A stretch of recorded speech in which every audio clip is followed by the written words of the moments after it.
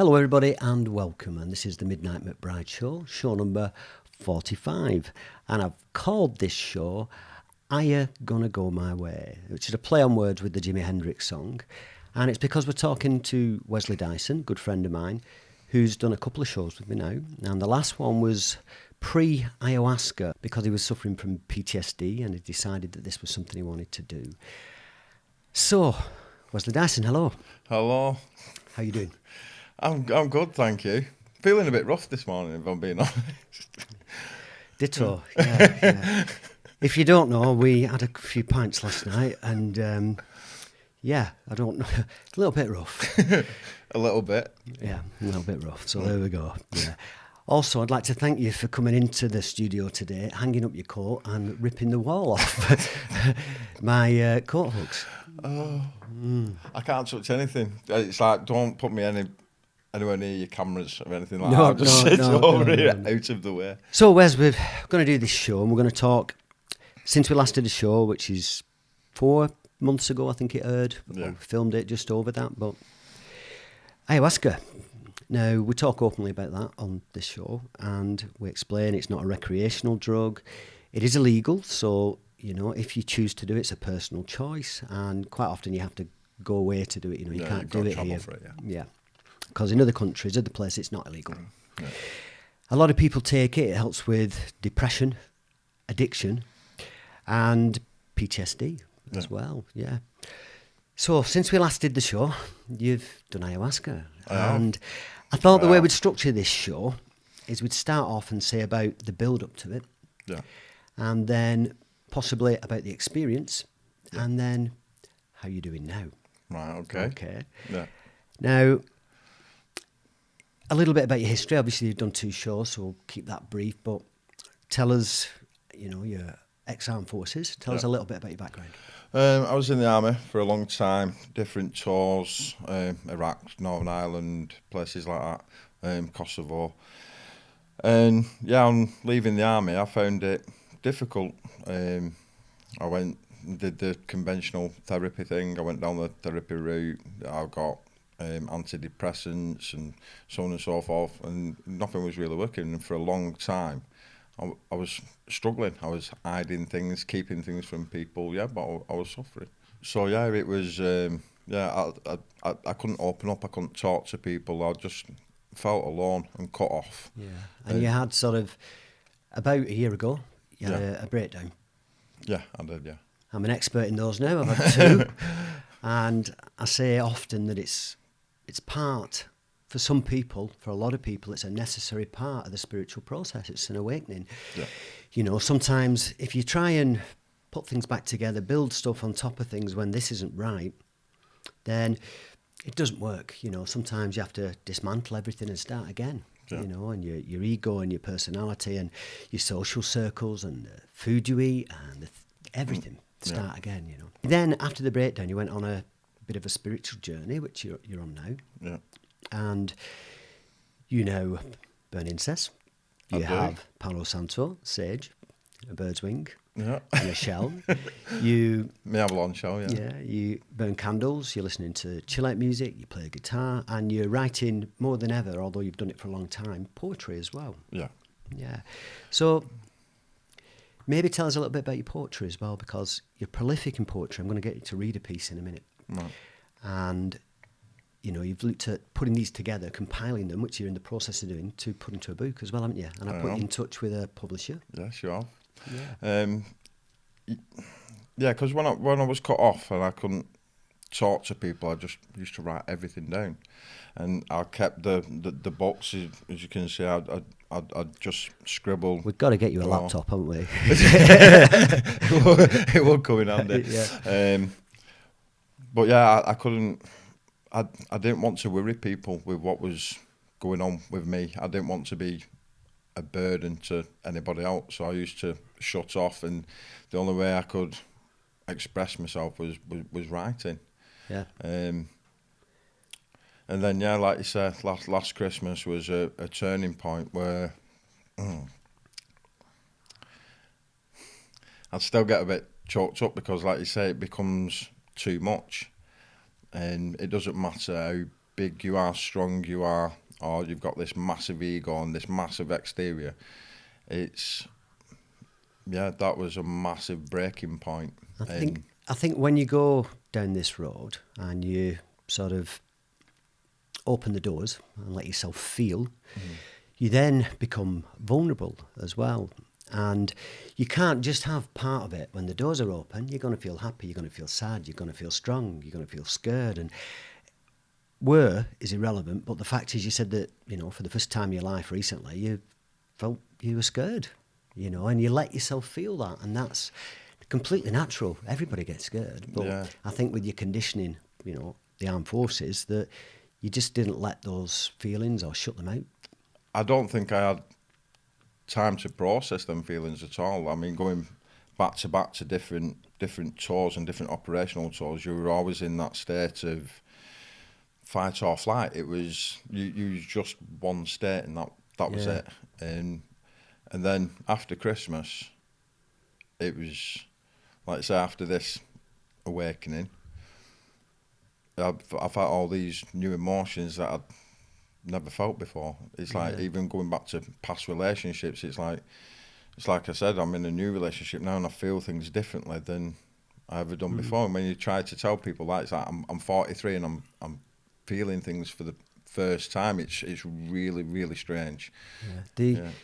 From an outsider, being your friend and seeing the changes, you are growing exponentially and you're in a better place than you've ever been.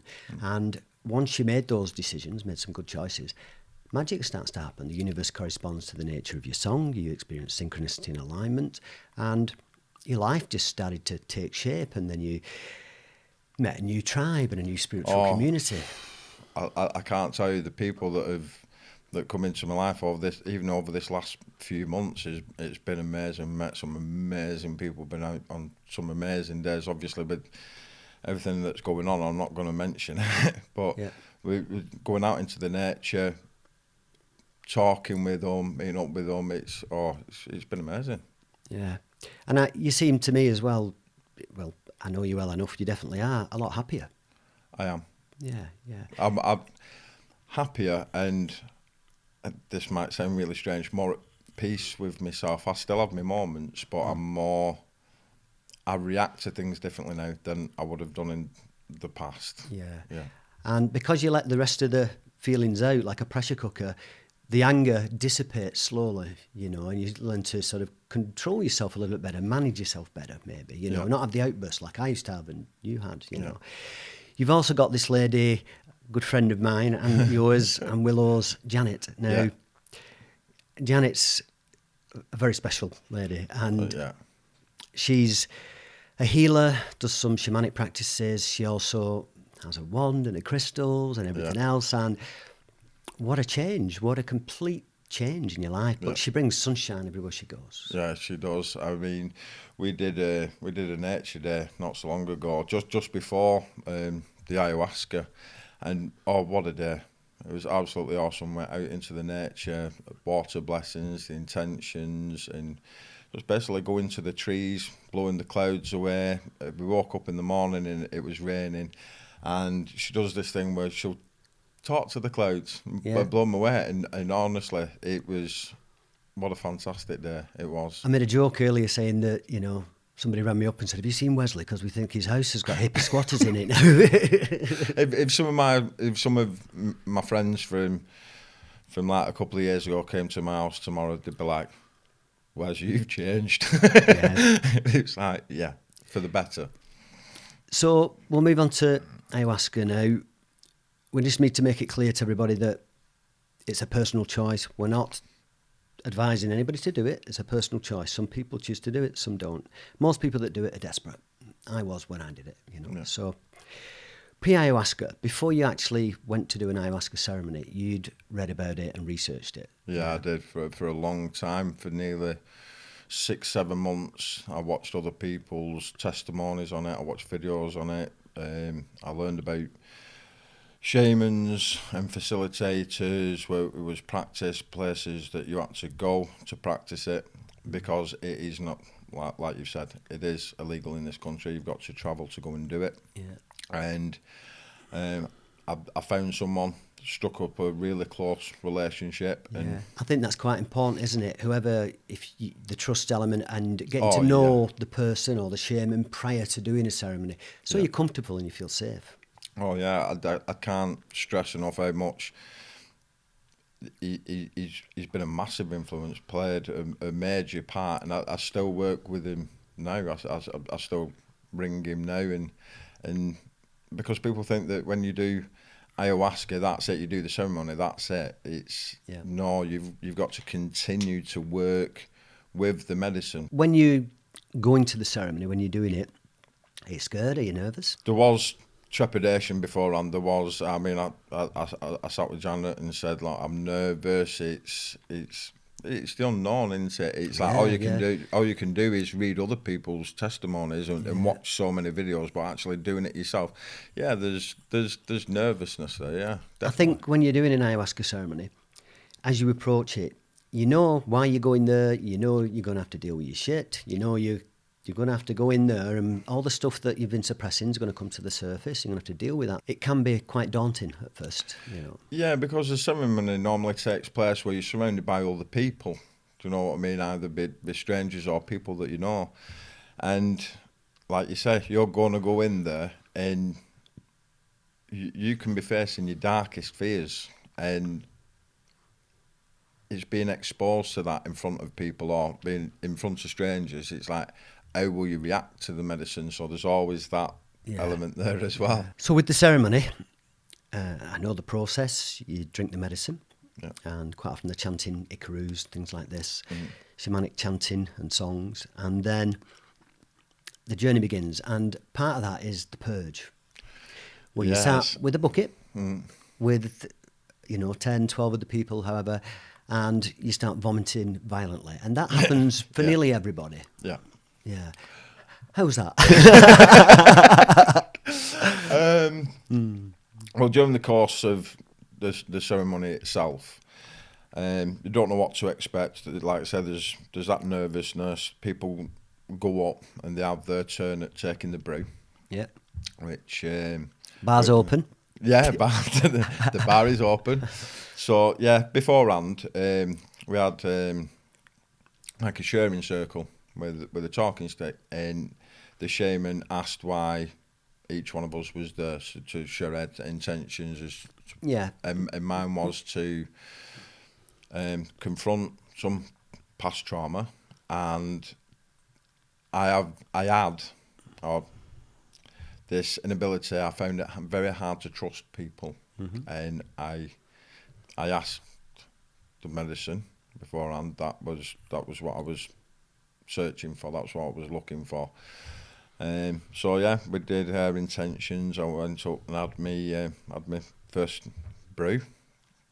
Went and lay down and tried to process what was happening in the room. It's like some nervous giggles and everything else, and then it starts gradually, and then you just sort goes of from there.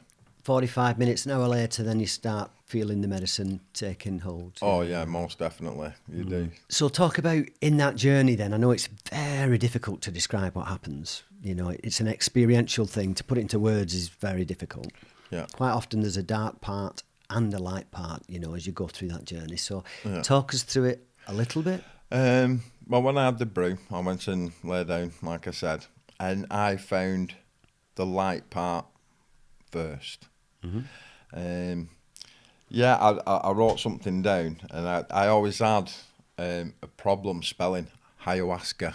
Ayahuasca. I couldn't spell it. I have to, if there's a word I can't spell, I have to sort of process it in my head and say it sort of phonetically, how it sounds, because it's not a normal word, is it? You know. So. No, it is not. And so I made the acronym for ayahuasca, which was a yearning about human understanding and spiritual consciousness awakening. So I'd always remember how to spell it. Brilliant. Brilliant. But no, going back to once I'd had the first brew, I went and lay down, and I thought, well, I didn't think. I think that's one of the key parts. You just have to go with it. Let go, yeah. Don't think there's no thought. You have to That's resistance, trying to analyse what's happening and thinking, I want to do this, I don't want to do that, and you've just got to let go. And that's terrifying, isn't it? Because you think, I do not know what's going to happen here. Exactly. You know? Yeah, so I wrote this down, and this was the only way I could not make sense of what was going on, because this is, obviously I wrote this down afterwards, this is how I felt at that present moment. So it was like a true self-reflection discovery, a journey into your deep subconscious to go within oneself and challenge yourself to surrender your ego and exterior and be given a life lesson by Mother Nature's mother, the grandmother. Yeah. Because ayahuasca is known as the grandmother. Yeah. So alone you will laugh, you will cry, you will release yourself to her, and you will connect, acknowledge, reflect and process what she will show you. You will understand what is not meant to be understood. She can embrace the different ages of you as she watches you grow like one of her flowers in the garden of life. Be prepared to accept your insignificance and be shown how significant you are. To be told that all the concepts and ideals you hold are irrelevant, yet relevant enough to make the person you are. She will show you your weaknesses and expose your vulnerability. She will show you that you cannot carry the burden of everyone else, even your loved ones. In order to help those, you have to be free from burden yourself. To trust, to surrender your innermost thoughts and fears, as thoughts are a construct of an egotistical mind. She will show you her warmth. She will first embrace you. She will guide you through an arcade of colours and patterns and symbols that captivate you in a sense of wonder and amazement. Just like my grandmother, I could feel at peace. With the soft, gentle notes of music from the Amazon, it felt magical. I had to emphasise that word, magical. Only then you know you are ready to take her by the hand and start your journey. You are you, but you are not you. You are the observer of your own life. You are the witness, the confessor, the student, and the person in awe of what she is capable of. And she shows you things you have even forgotten about. You have to let go and let her teach you. You cannot resist or fight or fail to acknowledge what she is teaching you. As being ex-army myself, I was always wanting to protect others, knowing that the only person I needed protecting from was myself. I know my weakness was trust, and I felt I always had to check that I was good enough for someone to love me because I was broken, because I didn't love myself. It is so lonely not being able to trust because of past issues or trauma. And when you want to do the work and change, you have to be prepared to be faced with your darkest fears. Your grandmother will put you there. She will watch you get ready to react how you would normally react, and then she will stop you in that very moment and make you watch. So you just have to trust. Yeah. You're a beautiful man, Wesley Dyson. Thank you. Beautiful. So was that written before or after the ceremony? Part before, because like I said, the nervousness was there, the trepidation was there, and then afterwards, after that experience, it was, because I'm not ashamed to say it at one point, because one person knows this already. During the ceremony, I was faced with that fear.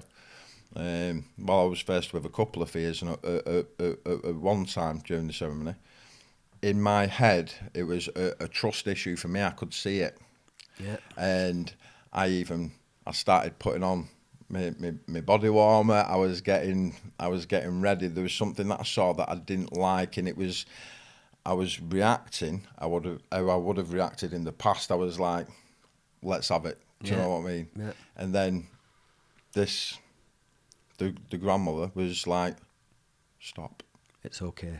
Just watch. Mm-hmm. Just trust. And then that moment unfolded very differently. And it was like, see, all you had to do is just wait. Don't react. Don't fight. Just...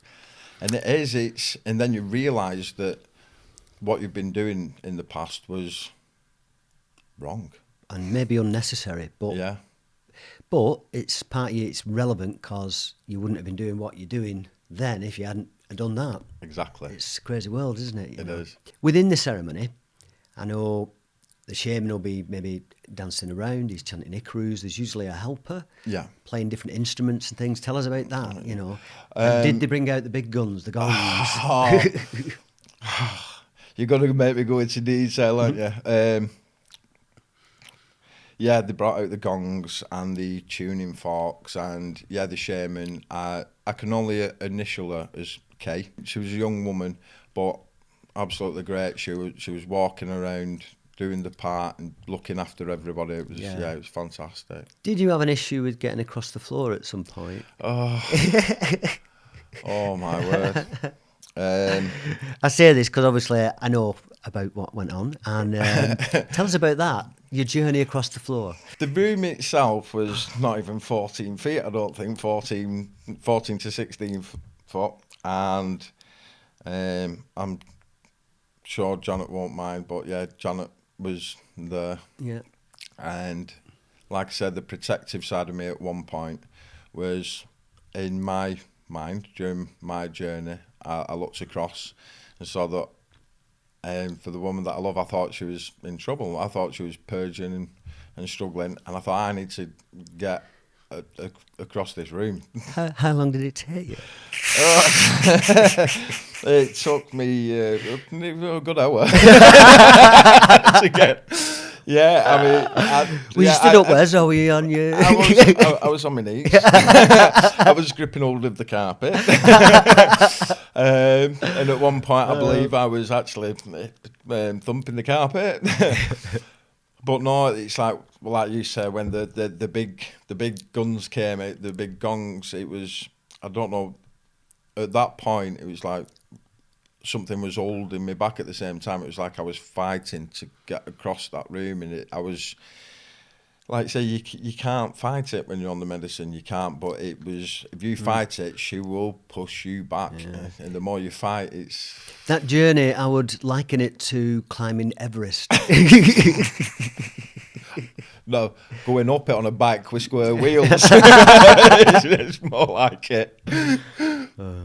So, Wesley, I'm just going to say one thing to you. Yeah? Oh, don't, please. Cacao! Oh, I knew you Cacao! were going to do it. You can't help yourself. One of the participants was making animal noises, is that right? She was. I've got to say, I mean, I was fortunate enough on this ceremony. I was surrounded by people That love you. in my life, that I love too, and very close to them. Like yourself, I've formed some relationships this year that I can't begin to express how I feel about these people. Mm-hmm. And like you said, one of the participants, started making animal noises, bird noises. I actually thought it was part of the music that was being played. And when I looked across, I was like, that's not music. That's Jay. Did she recall making the noises? One point, no, I don't think she actually did. I mean, if one thing to be said though, after the ceremony, obviously, the day after, when we were talking about the experience, and I'd like to say I know her quite well, and she's absolutely lovely, and some of the noises that she was making was, I took it as, because she is a mother, it's like very protective of her children, do you know what I mean? And that's what I took from it. It was like a mother bear looking after her cubs. It was like, you do not... With the bird noises as well? There were bird noises, there was bird noises, but... and there was somebody cycling a bike lay on the back, is that right as well? Yeah, I actually think it was the same. It was. No, but basically, when you're in that room and you're surrounded by the people that you love, and you go into that room, and we discussed it earlier, was you're going in there facing your darkest fears, and also it's quite comforting as well that you can share that experience with people that you love, because you know it's comforting. Who knows what's going to happen? Nobody, like, there is a good few people who've never done, like myself, never done the medicine before. You don't know what to expect, so you showing them people your vulnerability, because anything can come up, anything. The sign of a real man, somebody that's really strong, is somebody who isn't afraid to feel, and that means being vulnerable. Yeah. Suppress that shit. That's not strong. That's weak. No. You know, you got to let it out. No, it's like I said, like after the awakening at Christmas, I never asked for help. I never. My biggest lesson. The Yeah. first time I had ayahuasca, I was screaming, help, help. And they went, you all right? I went, yeah, but I need help. Yeah. And I learned that everybody needs help. And I would not ask for help. I wouldn't let anybody in. And I realised you can't do it on your own. Yeah, because like during my fight across a 14-foot floor that took me an hour, one of the other participants like came across and said, "Are you all right?" And I was like, "Yeah, I'll get there. I'll get there. I won't tell you how long it took This me. is my mountain, get off." I won't tell you how long it took me to walk upstairs at one point." So then the ceremony's closing. Yeah, And there's more chanting, and they introduce more music then as it's coming in. yeah, Everybody sits up, starts singing together, and it's usually that's when, as the sort of medicine wears off a bit, you all connect. It's just beautiful. there was one song, and I'm gonna get told off now. I am the light of my soul. Yeah. We all started singing it. I am bountiful, I am beautiful, I am bliss, I am. Oh, we all started singing it. It was, I am the light of my soul, I am bountiful, I am beautiful, I am bliss, I am. And that went on for a good hour at least. It was, like I said, on that last piece of writing that I read out, it was magical. It was absolutely, and you can feel, and I know people look back on like, remember when Darius on X Factor said, "Can you feel the love in the room?" You could actually feel it, and it was so warm, embracing. It was amazing. So then you, after the ceremony, you sleep for a while, and then everybody sort of joins. You're talking again then, and you have sort of integration where you share your experience to a point. Yeah. But what the term would use here is a process of change, and it took me weeks after the first ceremony I did before I could even start to understand everything that happened. The phrase you'll commonly hear with ayahuasca is it's 10 years of therapy in one night. Yeah. And there's so much goes on, it takes you a while to figure it all out. But yeah, tell us about how you feel after. Afterwards, like you said, and the sharing circle later on, everyone says how they feel and what they felt, and they felt a change during the medicine straight away.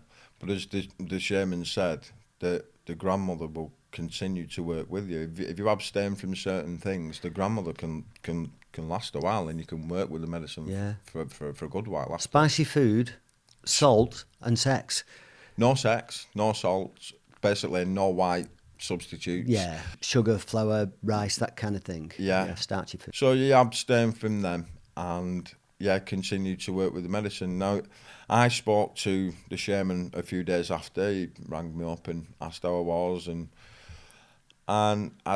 some of the past feelings that I felt, and this might sound quite strange, they felt like they were coming back tenfold, like I was being tested. And you're thinking, this hasn't worked, or what initially? Exactly. And I'm like, what's the point? Why have I done this? Why have I put all this, done the research, I've done this? I've got to stress that, like you said earlier, it is not recreational. Do not go and do ayahuasca thinking that you are going to drink the medicine, you're going to be like it's a miracle cure. Yeah. It's not. You will work with it after. Yeah. And maybe show you, put you on the right path of what you need to do, because there's a lot of work involved, because you've got to sort yourself out, really. The ayahuasca just guides you. Yeah. And I think when stuff comes to the surface after, that's actually really healthy. All the stuff that's buried starts to come. But it doesn't all come at once, but it does come to the surface because you've got to deal with it. I spoke to a friend the other night who's done ayahuasca himself, and he's done a number of ceremonies, and we were on the phone for a good hour and a half, nearly 2 hours. And he said, well, you've got to think about it. It's like you're reprogramming yourself. You are rebuilding yourself. All them past traumas you're putting away. So it's like you're learning now. You're evolving into somebody new. Yeah. So yeah, when I spoke to the shaman and I said, why does this feel now that I'm still feeling the same stuff, but it's coming back tenfold? And he went, no, it's ayahuasca's shown you now what your fears are. Right now, you have to work with the medicines. It's how you will react to that situation, just like it did during the ceremony. would I react to something now the same way? And it's like, no, wait, just watch, trust, just trust. You also told me a story, Wes, on your way home. As soon as you come out of the ceremony, you're on your travels again. Yeah. And one of the first things you see is a great big fat rainbow. Oh, yeah. I mean, like I said, I travelled and we've talked about rainbows before. It's magical. Yeah, for me, it's nature's sign. It's showing you the beauty and saying that you're on the right path. I always say whenever you see a rainbow, you've got to be stood in the right place. Yeah. The light will refract through the water droplets, and if you stood 100 feet over there, you don't necessarily see it. So that rainbow is just for you. It is. And we all saw it. I mean, like I said, the participants of the ceremony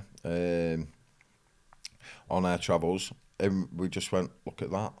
And it's like we said earlier, we had some beers last night, and we were talking about change. And it was like one of the first rainbows that was mentioned in the Bible after the Great Flood. It was change. It was. So I always associate a rainbow with change. Yeah, I see it as when you've made a pivotal decision in your life, when you change direction, rainbow. Yeah. Right path. And you're like, oh, thanks. I needed that. Yeah. Yeah. But yeah, the weekend itself, like I said, on the day before the ceremony, we just went out into nature, and I can't emphasise that enough either. That if you're going to go and do a ceremony, you need to go back to the beginning. You need to connect with nature as well. Yeah. People can look at me, like I said, my old friends can look at me now and go, "Where's you've changed?" It's like I love getting outside now. I never appreciated the beauty of it before, and now I do. It's like you said, I can get to 43. I've been out for walks before, and I'm like, well, I'm just walking. But now you appreciate things more, and once you slow down and take that time out. I think if you slow down, and then you're fully present, and you're experiencing bliss, so you're happy, you see beauty in everybody you meet, everywhere you go. Yeah. And because of current circumstances, a lot of people experiencing anxiety, mood swings, stress, depression. Yeah. The best advice I can ever give to anybody is turn the television off, put your phone down, get outside and go in nature. And trust me, you look around and everything starts to feel okay. Yeah. It's like when I'm at work, I mean, or about my daily travels, you'll see people looking at the phones, looking at the tablets, completely plugged in. And it's like you're missing everything that's going on around you. It's like take a back step and go back to your roots, go back to the nature. It's like, and connect there. It's not just about this race for technological advancement. It's all good being, do you know what I mean? But it's like take some time out from it. I write in the book about, I used to use this analogy a lot. If you're on the road to Blackpool, or you're heading to Blackpool, but you're on the wrong road, you won't see any signs for Blackpool.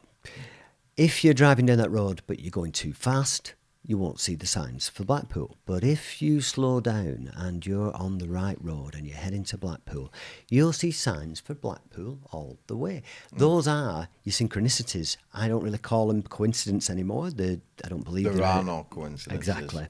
But when you're on the right path, you're making good decisions, and you've got a goal, somewhere you want to head, and you're heading in that direction, and then synchronicity and alignment is everywhere. Yeah. You know, you will see rainbows. You will see a robin that will come and sing to you in a tree for 5 minutes. You'll meet somebody you haven't seen for 20 years that's changed just like you. That you thought you were the only one. All of these things will just start to happen.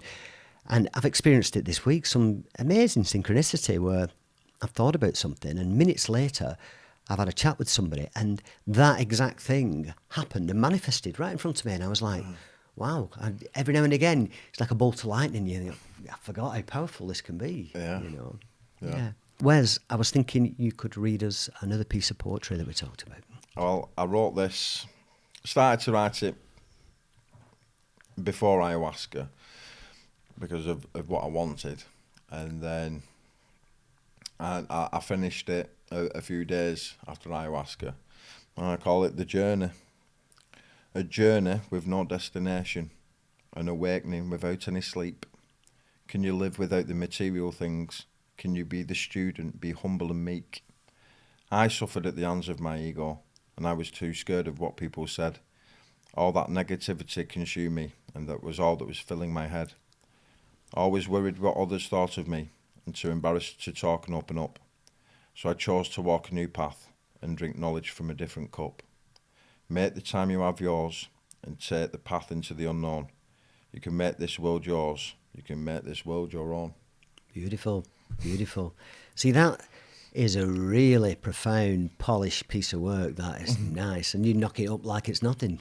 I'm fortunate that once I get something in my head, or like I say, I can sit there some nights now and I will switch the TV off. I'll light the candles and I'll think about people that are in my life and that I care about, and yeah, it comes quite easily. Once I've got that pen in my hand, I'm finding it a lot easier to write now than do you sometimes maybe go upstairs and put your dress on for inspiration? I knew you were going to every single show. Right, I'm just going to say one thing, right? On the ceremony.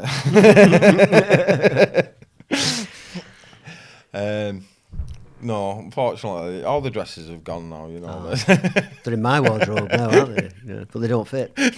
Wes, tell us now, so you've done this ceremony, time's passed, how are you feeling, how things have changed, do you feel different, and where do you go from here? Because you're on this spiritual journey, you're motoring down it. It can take people 10 years to change like you have in the matter of 12 months. Well, I said in one of the previous shows, I think I said it in our very first show with Darren. By the way, Darren, this is show 3. I get him in somewhere, didn't I? What's his nickname again, Wes? Spinach Burger. Spinach Burger, Darren. All right, Darren. Yeah. And I said on the very first show, way back when, show number 1, we're on 45 now, I mean. Yeah. But I said, look, I was in a really, really bad place, and people can go, yeah, people have had trauma in their life, people have done this, that and the other. And I was in a very, very dark, horrible place. And I thought, I want to be able to help somebody else like me. Because veterans, people with PTSD that are on all the mainstream antidepressants, because ayahuasca is not available. So I looked into this journey. I've done 2 years of therapy. I've done all the big pharma antidepressants, and it did nothing. It just made me worse. It just made me numb to everything that was going on. So I thought, if I can document my journey, if people from my army background could see me now, they'll go, "You have changed. You are a completely different person." Yeah. And what might surprise you, you never know, 1 or 2 of them might have changed too. Yeah. This was a surprise for me. I bumped into some people. I thought, oh no, because this is somebody from my past, and when I was, violent, taking loads of drugs and partying all the time. And to my surprise, they've basically gone through the same process I had. They changed too. Not everybody, but they have. Yeah. Well, like you say, spiritual awakening normally occurs early 40s. Some people can call it maturing or midlife crisis. Midlife the shift. crisis. Yeah. Yeah. They can call it all that. The nervous breakdown. Yeah. I mean, I've known veterans to take their own life after coming out the army, where they felt as though they had nowhere to turn because they've tried the mainstream stuff. Yeah. And for me, like you say, ayahuasca is not available. But they said there's no science behind it, but there's only worldwide use. You know what I mean? There's no science behind it, only worldwide use, and it's been used in the Amazon for thousands of years. So does it help? For me, yes. Yeah, for me too. I can't recommend it strongly enough. But we're not encouraging anybody to take it. No, we're not. We're not. It's a like you say, it's a personal choice. I can only document and say, look, this is where I was at, this is what I did, and this is where I'm going. I think what's really important to really get this message across and drive this home is, I was depressed and suicidal, you know, and there's other factors involved, but the ayahuasca was a significant event in my life and it put me back on track. There's other factors, obviously, and meditation was huge, but the ayahuasca was also part of this journey. And would I be alive if I hadn't done it? I don't know, you know, so it's not taken lightly. We're not saying it, we're going there because we're having fun and stuff. We're saying, you know, with nothing to lose. I didn't have anything to lose. I thought, I cannot shift this sadness. It's been there all my life, you know. Yeah. And that was a significant part, a massive part in making that happen. I've got no shame in saying it now because it'll be in the book. I couldn't ask for help. And I did the day after, but at that time, I didn't ask for help. I drank to excess. And I knew my little boy was coming round on Christmas Day. I spent an hour or so with him, knowing that he was going. And then afterwards, I broke down. I cried that I had something inside snapped, because I just thought, this is it. This is. I was in a shell of a house. I got a house. I had nothing in the house. Yeah, you're a man with two homes now, aren't you? Yeah. Yeah. And I thought, that's it. Game over. What's the point? And then it came. Yeah. And it came in. Help often arrives. You don't know it's there beforehand. You get to the darkest point, and then it appears. You know, you get just what you need, just when you need it. Well, people can say that, like I just said earlier in the interview, that everyone at some point can suffer trauma. Mm-hmm. I was watching a guy called Jeff Thompson. Yeah. Yeah. Martial artist from Coventry, Dome, and this is London Real, isn't it? He was on an interview with Brian Rose. Yeah. And I thought, what an amazing guy. He, like I said, similar backgrounds, fighting, on doors, this, that, and the other. And he suffered something when he was younger that obviously put him on that path. And then for me personally, like I said, something happened way back when. People know about it. And then obviously joining the army on top of that. And then for doing that for years and then coming out to nothing. It was job after job, just nothing. And like I said, I got married. I had a little boy, but I wasn't true to myself. Do you know what I mean? I was suffering all the time. I think this is why what Darren Siegenberg is doing and setting up his foundation is helping people the transition from being shot at to sitting watching telly with your family at night. To make that transition from being in a highly stressed life or death situation to trying to adapt to normal life. A lot of people can't. They need support and help. Oh no, it's like I tell people, and there's one point in the book. This was when I was going back to Iraq. It was, I think it was a Tuesday afternoon, Wednesday morning. We'd been shot at, and on the Friday, on the Friday evening, I was in Falmouth Asda shopping. You know, it was like, hang on, what's just happened here? It was. They didn't have the dress in your size, did they? Oh, twice, please. No, I can't do it anymore. But sorry, I was interrupting. No. You. Yeah. But it was going from that to shopping in Falmouth Asda, and at the time you don't realise it. It's only till like when you start to slow down and process and go, this is not right, and it does affect you. But like I say, I'm not taking anything away from police officers or somebody that's had something traumatic done to them. It's, I think, how long you suffer that for. Do you know what I mean? If it happens for once, it can have a massive impact on your life. Or if it's sustained, like year after year after year, it's like, how much is one person supposed to take? The thing is, you can let it go on and on and live your life being miserable if you don't take your own life, or you can choose the path of the warrior, which is to face it head on and deal with your fears. And that's where ayahuasca, kambo, and certain other plant medicines come in. And it isn't for everybody, but when those are your options, I'll take my chances.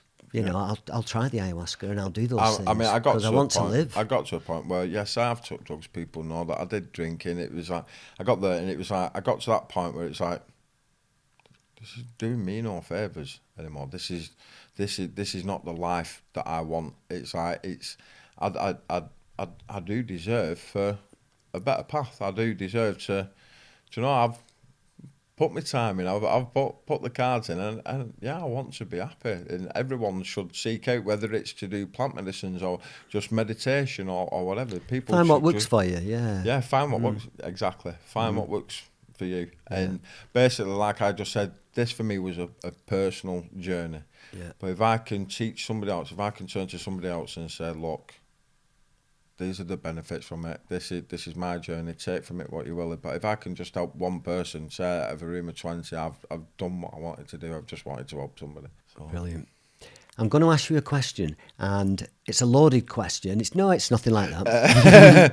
But no, I've got no dresses in the room. Yeah. This is because we'd talked about this, and somebody had posed this question, and your answer blew me away. So, is the Earth flat or round, Wesley? It doesn't matter what shape the Earth is. All I know is it's in trouble. Yeah, I like that. Because it's like no great big secret. It's like there's the flat Earth theory, there's the round Earth theory, and it gets talked about a lot. It's like I've looked at the idea of flat Earth, and sometimes it makes a lot of sense to me. But all I know is when people go, "Oh, where's weird that you read about flat Earth?" and it's all I know is it's in trouble. It doesn't matter whether it's round, it doesn't matter whether it's flat. It's in trouble. It's not a conversation I normally get into, but I've looked at it, but I just like the answer to the fact, what does that matter? We've got bigger things to deal with, haven't we? Wesley Dyson. Yes. Midnight McBride. My fucking good friend. I love you. Love you too. I love you. And I feel very lucky to call you my friend, and I'm so glad you did the show with me. Okay. No worries. I've absolutely loved it. I'm going to leave with a quote from my book, and it's obviously one I wrote. The majority of the quotes in the book I wrote, Wesley. About 90% of them. And the quote is simply this: each time you raise yourself up, invite everybody to come and see the view. Hold the hand and invite them up. Don't lower yourself and match this negative frequency. When you evolve and awake spiritually and start to see the world as a beautiful place, which it is, tell other people about it, show them, guide them. This has been Midnight McBride, show number 45. You know the script, the website, Midnight McBride, Salford Radio every Monday night, Instagram, Twitter, LinkedIn, Facebook, and the video podcast, which goes out twice a week at the minute, and also then the audio podcast, which is on Spotify, Podbean, iTunes, and you can buy the book on Amazon in loads of other places, and it's also available in Kindle and audiobook, so that's ACX and audible.com. Have a beautiful week, and I'll see you next time. Shalom. Shalom.